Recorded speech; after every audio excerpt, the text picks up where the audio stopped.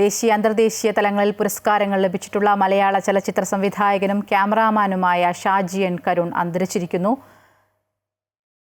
അദ്ദേഹത്തിൻ്റെ ആദ്യ ചിത്രമായ പിറവിക്ക് കാൻ ഫിലിം ഫെസ്റ്റിവലിൽ ഗോൾഡൻ ക്യാമറ പ്രത്യേക പരാമർശം ലഭിച്ചിരുന്നു. ദേശീയ അന്തർദേശീയ തലത്തിൽ തന്നെ ശ്രദ്ധേയമായ നിരവധി വർക്കുകൾ ഷാജി എൻ കരുണിൻ്റേതായിട്ടുണ്ട്.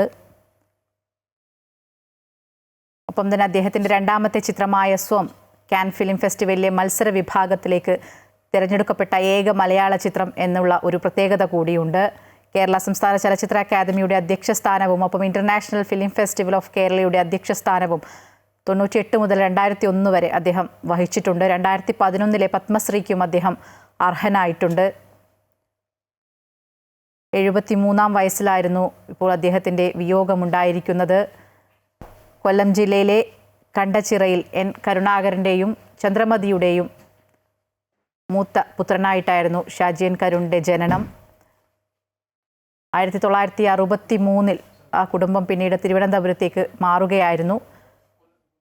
വിദ്യാഭ്യാസ രംഗം എടുത്തു പറയുകയാണെങ്കിൽ പള്ളിക്കര സ്കൂൾ, ഒപ്പം യൂണിവേഴ്സിറ്റി കോളേജ്, തിരുവനന്തപുരം എന്നിവിടങ്ങളിലായാണ് അദ്ദേഹത്തിൻ്റെ വിദ്യാഭ്യാസം ഉണ്ടായിരുന്നത്.